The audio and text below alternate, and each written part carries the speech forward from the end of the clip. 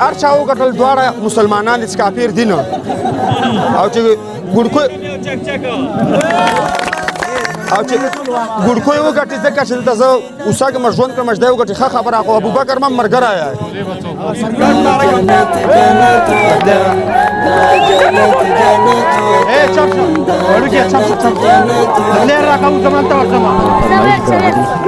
السلام علیکم ورحمت الله وبرکاتو. ماشاءالله په دې لوبغالي کې چې څومره شور دی غوغا ده دا نو خلک وایي چې یا به انګلینډ یا به استرالیا ځکه چې هلته کرکټ ډېر دی خو الحمدلله تاسو بره دا د غونډو په دې خړو غونډو په سرونو باندې تاسو ګورئ په افغانستان کې کرکټ ته انتظار سه ورځ تر ورځې بدې په ترقۍ دی د ودې په حالت کې دی خو زه چې چېرته هم کرکټ ته تللی یم یا په خوړ کې د کرکټ لوبه یا په غونډۍ کې مطلب دا دغسې میدانونه نشته دی خو د خوشبختۍ خبره ده د خوشبختۍ خبره ده چې دلته په زرګونه ځوانان راغلي دي هغه چې د بیکارۍ نه تنګ راغلي دي او ځوان چې بیکار یې هغه په کور کې پروت دي 20 قسمه منفي سوچونه ورځي نو دغه ابتکار چې هر چا کړی دی د زړه د طرف ترې مننه کوو ماشاءالله دومره ډېرو ځوانانو ته د خوشحالۍ موقع برابره کړې ده رفیع الله کلیوال صاحب انتظار صاحب او عبدالله موږ هم پرېکړه وکړه چې راځئ لاړ شو او دغه زموږ د دې خړو ځوانانو بویم د دې خړو خاورو کې چې دلته نن کومه خوشحالي ده کوم جوش دی کومې جذبې دي کومې ولولې دي امدا در سره شریک وطن دا جنت جنت وطن دا جنت جنت وطن دا جنت جنت وطن غواړو یې د درست نړۍ سیال تر ټولو چت وطن دا جنت جنت وطن دا جنت جنت وطن دا جنت جنت وطن دا جنت جنت وطن هر خوا مزارونه خړ قبرونه یې زینت وطن دا جنت جنت وطن دا جنت جنت وطن دا جنت جنت وطن دا جنت جنت وطن ما سره چې تاسو کوم ځوان ګورئ ماشاءالله دا ډېره ښه خنجره لري او په کرکټ باندې تبصرې کوي نه یوازې په ننګرهار کې بلکې د افغانستان ګوټ ګوټ کې چې چېرته محلي ټورنمنټونه وي نو زه پکې دا ځوان پکې ګورم ماشاءالله زه وایم چې دغسې ځوانان هم باید سپورټ شي په ګوډکو کې چې کوم ټورنمنټ وتی دی دومره شور دی په الله مو یقین وشو چې دا میک به راغلي یا کنه بیخي د خلکو دا غوږونه نه شي دغسې ټورنمنټونه په نوي ځوانانو باندې سره د دې چې دغه څومره خلک چې دي دا ډېری پکې هغه ځوانان دي چې بېکارۍ د وجې نه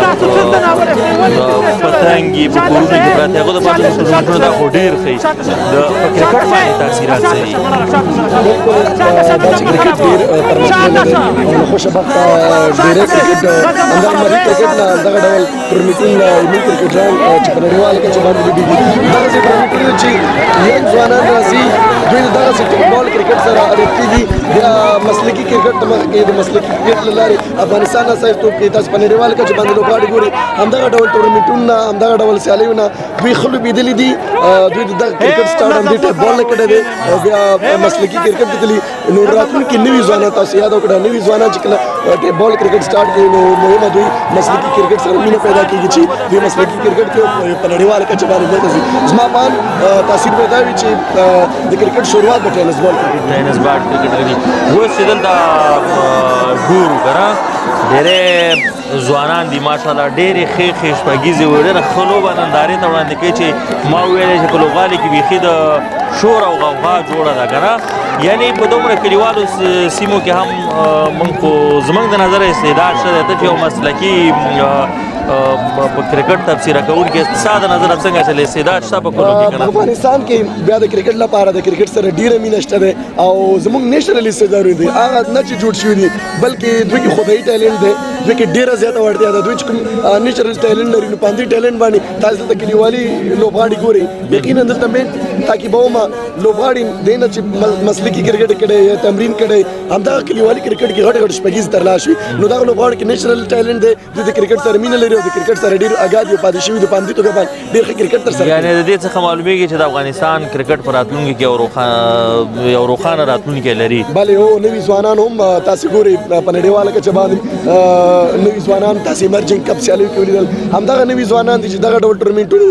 د پرفارمنس په نتیجه کې مخته راځي او په نړیواله کچه باندې ښه ځلیږي چې نړیوال ځان ته یو سل دوه ویشت درېږ به درېږ څومره بالکل ډېر ښه پلیران دي را سره انشاءالله پوره امید مې شته شپږ اووه داسې پلیران دي را سره چې هر یو وچلېږي انشاءالله میچ به ګټي.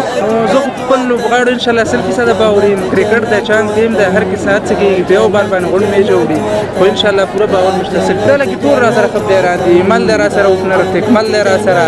او کابل نه را سره امید ده او علي دی را سره علي ټاپ پلیر دی. بالکل انشاءالله ټول میچ وینر. بسم الله الرحمن الرحیم. زما نوم صاحب ګل شینواری دی. همدې دور بابا مربوط کور کلی یم دی د همدې ولسوالۍ مربوط یو. اصلا خبره داسې ده چې زموږ په دې کلي باندې ډېر غم او ډېر دروند غم تېر شو. په یوه ورځ باندې تقریبا چې موږ 90-95 مړي ورکړي. نو بیا موږ زه په خپله کابل کې اوسېږم نو د دې ځوانانو لپاره بس دا ماته ډېره ښه دغه ښکاره شوه چې دې ځوانان په دغه کې یوه خوشحالي ویني په دې کلي کې امیدونه پیدا شي او موږ هم د کلیوالو سره خوشحاله یو چې راشو دوی سره وخت